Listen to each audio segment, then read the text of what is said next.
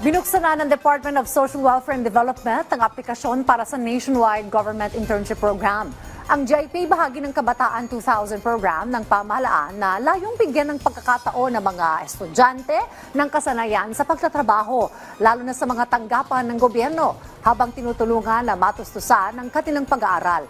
May kalakip kasi itong sahod na katumbas ng 75% ng regional minimum wage. Pasok sa GIP ang mga nasa kolehiyong 18 hanggang 25 taong gulang. Mas mainam kung papasok ng 3rd hanggang 4th year at may buwan ng kita ang pamilyang nasa poverty threshold ng Philippine Statistics Authority.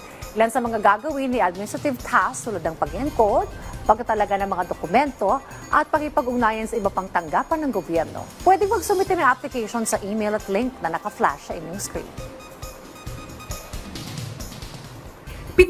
75 ang available internship slots sa bawat DSWD field office, habang 35 intern naman ang tatanggapin sa central office sa Quezon City.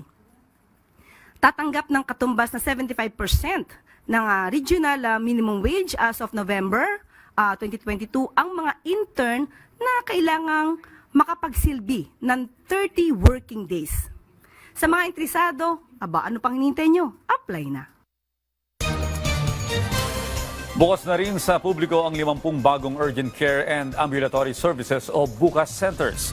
Ayon sa Malacanang, may 26 na BUCAS centers sa Luzon, 8 sa Visayas at 17 sa Mindanao na kasalukuyang nagseserbisyo sa mahigit 500 pasyente kada araw.